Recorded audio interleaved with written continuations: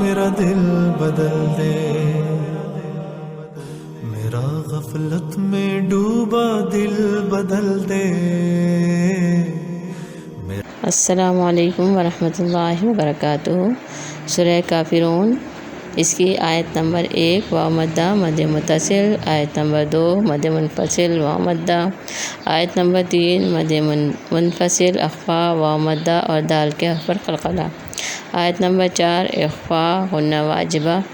آیت نمبر 5 اخفا واو مدہ مد منفصل اور قلقلہ، آیت نمبر 6 میں اظہار شفی اور یا مدہ ہے۔ اب اس کے بعد اس سورہ کی تلاوت، اس کا ترجمہ اور اس کی تفسیر سنتے ہیں۔ اعوذ باللہ من الشیطان الرجیم، بسم اللہ الرحمن الرحیم۔ قل یا ایہا الکافرون لا اعبد ما تعبدون ولا انتم عابدون ما اعبد ولا انا عابد ما عبدتم ولا انتم عابدون ما اعبد لکم دینکم ولی دین۔ آج ہم سورۃ الکافرون پڑھیں گے انشاءاللہ، اور اس سے پہلے بھی ہم نے کچھ صورتوں کی تفسیر آپ کے سامنے رکھی تھی، لیکن اب انشاءاللہ تعالی اب ہم سورہ کافرون کو پڑھیں گے تفسیر کے ساتھ۔ یہ سورہ جو ہے مکے میں نازل ہوئی۔ اس وقت جب مکے کے مشرکین نے دیکھا کہ اسلام ہر طرف پھیل رہا ہے، اس کا دین کمزور ہو رہا ہے، تو اس نے اسلام کو روکنے کے لیے، یعنی اس دعوت کو روکنے کے لیے آپ صلی اللہ علیہ وسلم کو یہ پیشکش کی کہ 1 سال مشرکین کو صرف ایک خدا کی عبادت کریں گے اور دوسرے سال آپ صلی اللہ علیہ وسلم بتوں کی بھی عبادت کریں گے۔ تو اللہ تعالیٰ نے اس سورہ میں مشرکین کی اس پیشکش کا جواب دیا ہے، اور یہ بتایا ہے کہ سب سے پہلی آیت میں اللہ تعالیٰ فرما رہے ہیں قل یا ایہا الکافرون، کہ کہہ دیجئے اے کافروں، یعنی اس آیت میں صاف طور پر کافر کہہ کر مخاطب کیا، اور کافر کہتے ہیں انکار کرنے والے کو، ٹھیک ہے، یعنی ہر وہ انسان، ہر وہ فرد جسے اسلام کی دعوت پہنچی اور اس نے دعوت کو قبول نہ کیا، جبکہ اس کے وہ انسان جس نے دعوت کو قبول کیا تو وہ کیا کہلاتا ہے؟ مسلمان کہلاتا ہے۔ اس آیت میں اللہ تعالیٰ نے صاف طور پر یہ بتا دیا اور ایک کافر کہہ کر مخاطب کیا، اور دوسری ہی آیت میں اللہ تعالیٰ یہ بتا رہے ہیں کہ لا اعبد ما تعبدون۔ لا اعبد ما تعبدون میں کیا ہے کہ میں نہیں عبادت کرتا اس جس کی تم عبادت کرتے ہو۔ یہاں پر اللہ تعالیٰ نے صاف اور واضح طور پر آپ صلی اللہ علیہ وسلم کے ذریعے یہ بات سمجھائی کہ عرب کے مشرکین چونکہ بتوں کی پوجا کرتے تھے، اور وہ چاہتے تھے کہ آپ صلی اللہ علیہ وسلم بھی اسی طرح کریں جس طرح وہ اس کام کو کرتے ہیں، مگر اللہ تعالیٰ نے آپ صلی اللہ علیہ وسلم کو ہر طرح کے گناہوں سے بچا لیا، اور نبوت سے پہلے بھی آپ نے کبھی بھی بتوں کے آگے سجدہ نہیں کیا اور نہ ہی ان کی عبادت کی۔ اسی لیے اللہ تعالیٰ نے واضح طور پر ان کے سامنے یہ بات رکھ دی کہ آپ ان سے کہہ دیں کہ میں عبادت نہیں کرتا جس کی تم عبادت کرتے ہو، جس کے آگے تم سر جھکاتے ہو اس کے آگے میں سر نہیں جھکا سکتا، اس کی حکم کے مطابق میں نہیں چل سکتا۔ پھر اس کے بعد یہ کہا میں تو صرف ایک اللہ کی عبادت کرتا ہوں، میں اسی کی اطاعت کرتا ہوں اور اسی غلامی اختیار کرتا ہوں، کیونکہ وہی میرا رب، خالق اور مالک ہے۔ اس کے بعد آیت نمبر 3 میں اللہ تعالیٰ فرماتے ہیں کہ وَلَا أَنْتُمْ عَابِدُونَ مَا أَعْبُدُ، اور نہ تم عبادت کرنے والے ہو جس کی میں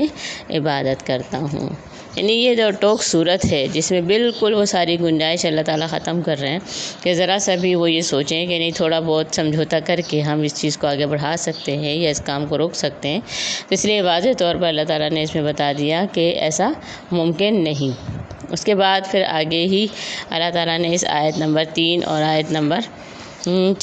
3 میں بھی یہ بات سمجھا دی، اور ساتھ ساتھ آیت نمبر 4 میں اللہ تعالیٰ فرماتے ہیں اور نہ میں عبادت کرنے والا ہوں جس کی تم نے عبادت کی،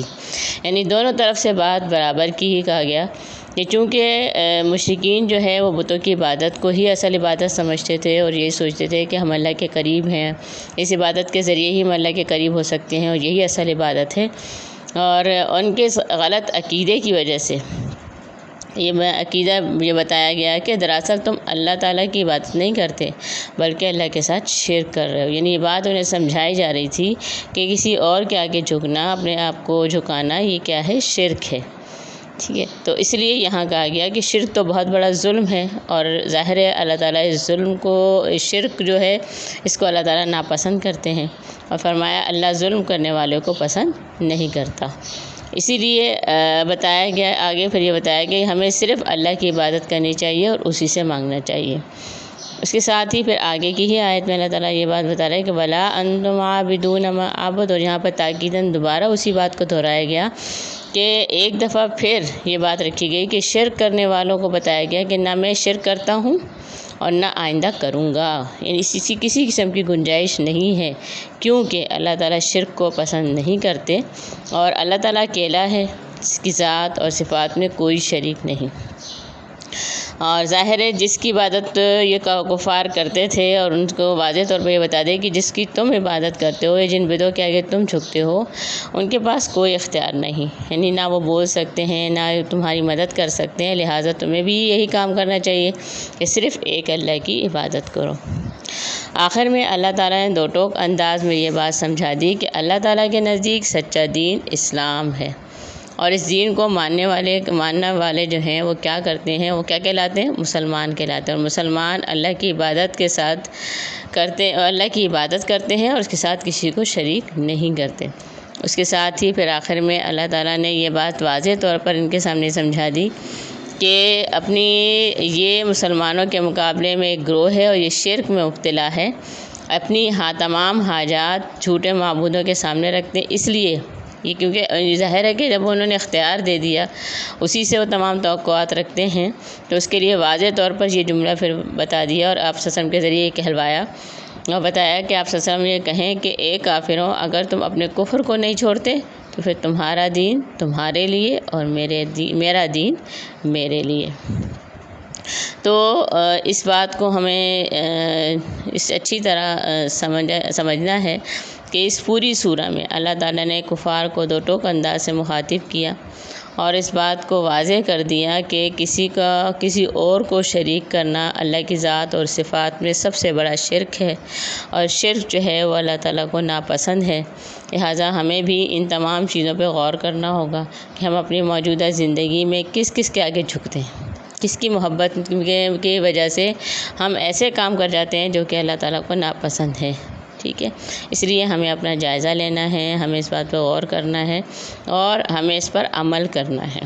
آخر میں سب سے اہم بات آپ کے سامنے یہ رکھنا چاہوں گی کہ اللہ کے رسول صلی اللہ علیہ وسلم جو ہے، آپ سب کی یہ سنت ہے کہ رسول صلی اللہ علیہ وسلم سورہ کافرون اور سورہ اخلاص فجر اور مغرب کی سنتوں میں پڑھا کرتے تھے، اور یہ حدیث ہے اس میں یہ ثابت ہے مسند احمد، ترمذی، نسائی اور ابن ماجہ سے۔ تو اللہ تعالیٰ ہمیں اس پر عمل کرنے کی توفیق عطا فرمائے۔ والسلام علیکم ورحمۃ اللہ وبرکاتہ۔